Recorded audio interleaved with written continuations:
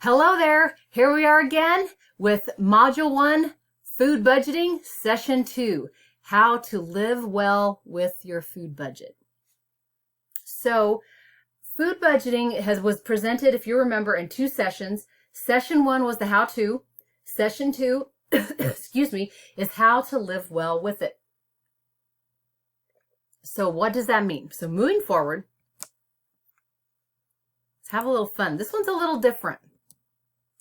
The objectives of this particular video that you will identify 3 strategies to help people reduce stress and anxiety related to food access, and identify 2 cognitive restructuring activities that you can practice with your constituents. So keep in mind here that the pieces of this you're not necessarily going to produce as a program, but I'm hopeful that some of these things you can integrate as little strategies and tools to help people deal with some of these issues related to emotional eating and food access and anxiety, and moving forward with some of the really good programming we already do here at EFNEP. So the sections in this training, the first 3 we're going to go through pretty quickly. The last 4, just like the last one, this is really the meat of the information, and it's where we can start to have a little bit of fun with it. Okay, so with that said,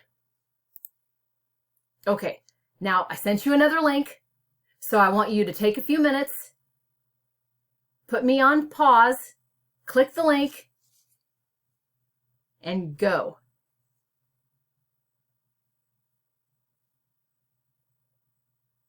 All right, was that fun? Did you do some wiggling? Can you not dance and smile when you listen to Pharrell sing? Can you not? Well, awesome. There's a lot of reasons for doing that besides the fact it's just fun. And we'll talk about it again. And remember, the last session, we had Bobby McFerrin and Don't Worry, Be Happy. So we're going to talk about those because they're really more than just something light to get us started off and have a little fun with some of these sessions.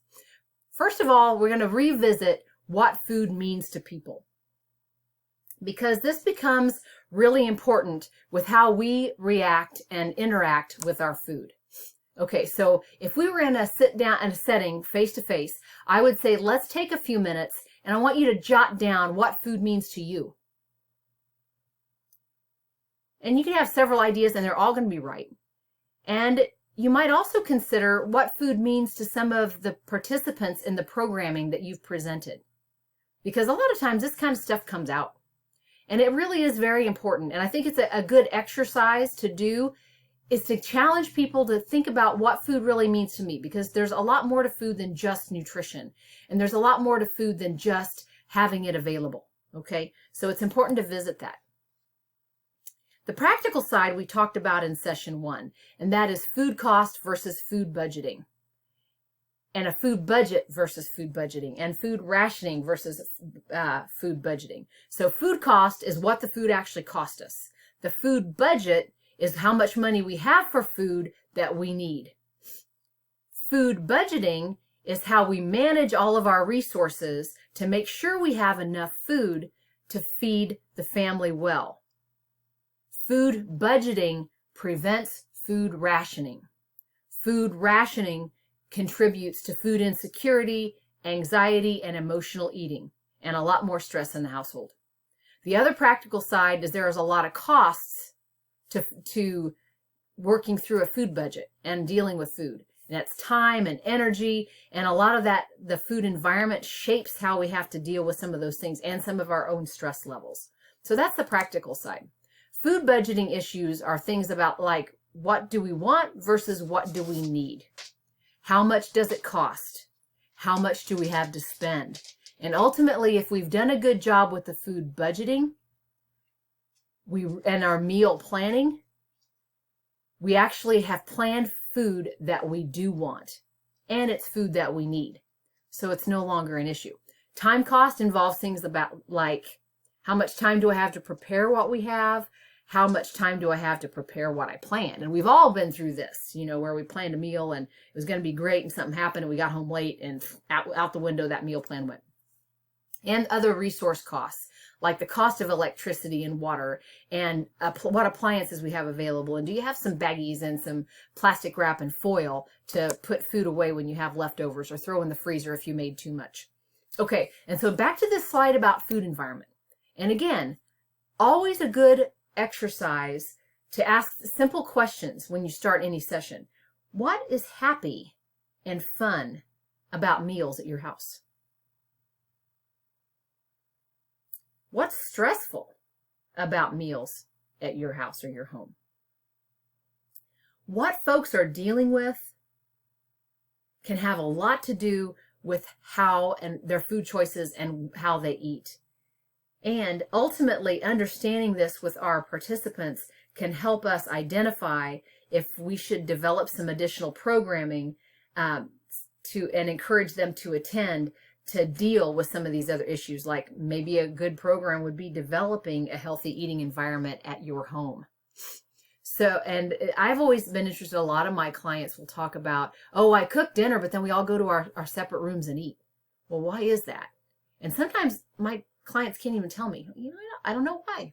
Because there's no fighting. They do okay eating together. I said, even if you eat on the floor, why don't you eat together? And it makes a big difference in the meal experience and anxiety levels and happiness and satiety and a bunch of other things. So looking onto those resources, do we have a stovetop? Do we have a microwave? Do we have the utensils that we need to prepare for the food that we purchased? Do we have the pots and pans? Is there an oven? Other things that can come in handy when you're dealing with some of those other costs, like crock pots and food processors or a coffee pot. And do we need to help our participants identify ways to procure some of those resources to enable them to be successful food budgeters? But then there's the emotional side. We've talked about the practical side last time and hopefully some insight and some tools to use. But let's talk a little bit more about the emotional side. Okay, why do we eat? These are questions we want to consider about our food environment that influence our choices and our thought patterns. And do we eat because we're hungry? Are we bored? Are we sad? Are we happy? Are we angry? Are we frustrated? Why do we eat? I know that when I'm stressed out, I have a tendency not to eat. When I'm happy, I'm more likely to eat. When do we eat? What time of the day and night? Where do we eat? In a bedroom by ourselves, or at the table, or sitting on the couch, or who do we eat with? The television? Or our sons or daughters, other dwelling members? And what do we like versus what do we want versus what do we have? And remembering that a good meal plan and food budgeting eliminates that anxiety about, I really want to eat this, but this is all I have. Well, you already planned the meal with something you wanted, so you meet that problem before it becomes one. Okay, but these are all questions we really want to consider because there really is a chemical reason why we choose food for comfort. And I included this slide because here's 7 chemicals that we know of that really affect how good we feel or how bad we feel or whatever. And I'm sure there's going to be a lot more because there's so much we don't know. But I wanted to go through these and I wanted you to see what things trigger our brains to produce these chemicals that make us feel better. These chemicals are, the first one is endocannabinoid. Now, does that sound familiar? Well, that's because it's darn close to cannabis. And as it turns out, our brains produce a chemical very similar to what's in marijuana when we exercise. How awesome is that, right? And exercise addictive generally is not a problem unless we're talking about an eating disorder. That's another situation. Dopamine, serotonin, GABA. We call it GABA because it's a lot easier than saying gamma aminobutyric acid. That's the chemical. Oxytocin, endorphins, and adrenaline. These are all chemicals that our brains produce that make us feel happy and calm and reduce our anxiety. These are chemicals we want to produce when we're stressed and anxious or about things. And so when you get to the core of emotional eating, these chemicals can be huge, huge weapons in that battle. When we know we've got them and we know what to do to get our brains to produce them. And notice on there that food is listed on a lot of those things. But so are other things. Food, music, and meditation and laughing make you produce dopamine. Food. Sunlight, walking, laughing, social interaction, and meditation make you produce serotonin. Yoga and meditation. Now I'm going to point out tea, beer, and wine here. Not because of the alcohol, which is what you would really think is the issue. The truth is there's chemicals in tea, beer, and wine that make you produce GABA that calms you down. The alcohol is a depressive effect, but there's other chemicals that actually do make you feel good, which is one of the reasons contributes to some of the alcohol addictions of beer and wine. But a little bit of beer or wine or tea can make you produce those chemicals. Okay, oxytocin, the love drug. We're going to come back to that one in a minute. Exercise, laughing, meditation, social interaction for endorphins. Adrenaline, exercise, and stress. That's why some people kind of get off on stressful situations, or people like to react to stuff on Facebook because it gets them all worked up and they like that adrenaline rush. Not necessarily a healthy issue there. But exercise does make you produce some adrenaline, which can make you feel better.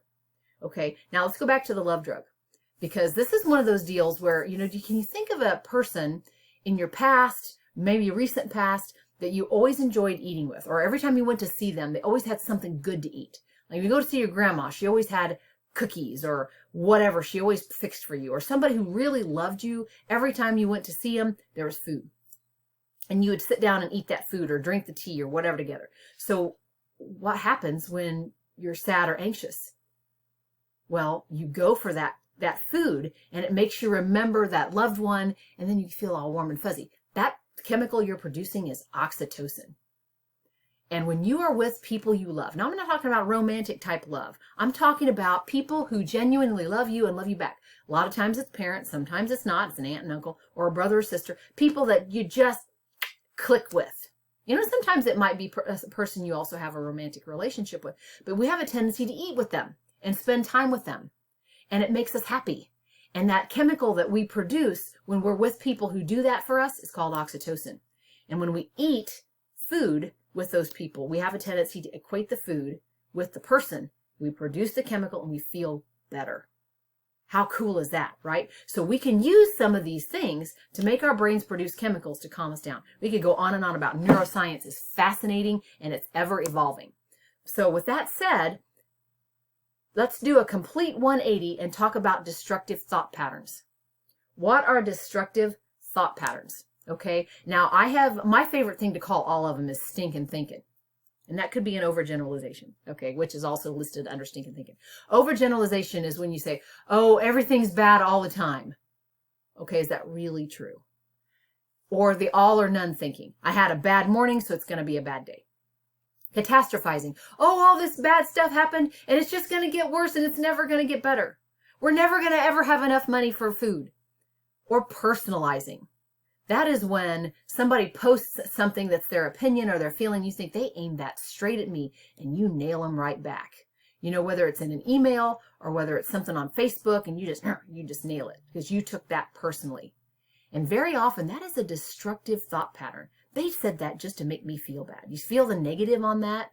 And so the trick is identifying some of these destructive thought patterns and recognizing that we're falling into it, and helping our participants recognize these kind of thought patterns and say, wait a minute, that's not going to help me. What can I do to, and these kind of thought patterns can make you produce that will increase stress and anxiety, which can lead you to emotional eating or inappropriate behaviors. So one of my favorite tools to use is to teach people to just say no. And the best visual is just a big red stop sign, because we all know that means stop. So as soon as the first step is identifying that you're developing, you're thinking, you're doing that stinking thinking. And they're like, wait a minute, that's not good thinking. That's negative. I need to stop. Stop sign. And I've gone so far as to give my clients, the ones that are always negative, a stop sign. Say, as soon as you say that to yourself, I want you to put that stop sign up. And you stop and think about what you just said to yourself. Would you talk to your friend like that? Of course you wouldn't. So why would you talk to yourself that way? So what do we do once we figure out that, oh, I've got this thought pattern? Now, I will say that there's some people kind of like it, and there are some people that are not going to be willing to change. And there's nothing you can do about that. All we can do is increase their awareness and wait till they're ready. Readiness to change, okay? But by putting it in front of them in a supportive environment and an encouraging environment, a non-judgmental environment, we can move them to that readiness to make a change later. So with that said, let's talk about what you do once you can identify the negative thinking, the destructive thought patterns, what you can do to flip those, okay? So there's actually a process called cognitive restructuring, and I wanted to introduce it to you because it is actually a technique used by licensed counselors and psychiatrists and psychologists. And if you have identified one or more of your participants who really have some underlying disordered eating or some really deep-seated emotional issues that are making it difficult for them to be successful with their food budgeting or be successful with meeting their health goals, then you may want to take that opportunity to refer them to resources that can really help them with that, because there's no shame in that. A lot of people have real issues with this. And as soon as they recognize that this is not something that I want to live, this is not the way I want to live, that is all you need to say, I know where you can go for help. And what I want to make sure you all know about is that utilize licensed counselors. Encourage your participants to utilize licensed counselors. Now, for our population that are typically low income and don't necessarily have insurance, there are clinics called federally qualified health centers, and they're in all the centers throughout Missouri, and you're probably aware of the ones that are close by you. They used to call them free clinics. They're not really free. There is a sliding fee scale, but I will tell you that they are mandated by law to work with people who don't have good income, have low income levels, and are on their sliding fee scales. And they almost all of them employ or have access to licensed professional counselors. So they may charge you $40 an hour, but maybe 2 or 3 sessions is all you need. And as long as our participants pay them something, they are not going to charge you interest, and they will work with you on a payment plan so that can get paid off. Because if someone really is dealing with some really deep seated problems, we really need to get them to a professional counselor. And this is a technique that those counselors use. But we can take some pieces of it and use it in part of our programming to help people. Question the thinking. And we already talked about that. Identifying the fact that, hey, that's not negative and I don't like that. I wouldn't talk to my friend or my family, my loved one like that. Why am I talking to myself like that? I need to stop. Okay, but what's making me think like that? Why do I start thinking like that? And this is the self-monitoring section. And I've included some handouts and some tools that you can share with them. And one of my favorites is a food and mood diary. You write down what you eat and how you're feeling and where you are and some other questions when you eat. And you can identify, most people can identify what foods they stress eat on or what foods they binge on. And when you track it, and the thing you want to emphasize if you encourage your participants to use this diary is this isn't about you bringing it in and reporting it to anybody. I want you to use this so you can see what's putting you into that negative thinking, what's leading you to that. And then if you want some help figuring out what to do about it, bring it back and we can talk about it. But the idea is to help you identify this so you can take some action. And then this next step can be a little bit tricky. And this is where you kind of figure out whether a person really is okay with their eating behaviors and really isn't ready to make a change with their food habits, or if they really do want to make a change. And that is the cost-benefit analysis. So what happens when I eat? I feel better, but now I'm out of food. I feel better for a little while, but then I feel bad about myself and all the calories I took in. I don't have food for later, blah, blah, blah. That's the cost. What's the benefit? I love eating. It tastes good. It feels good in my mouth, and I feel good for a little period of time.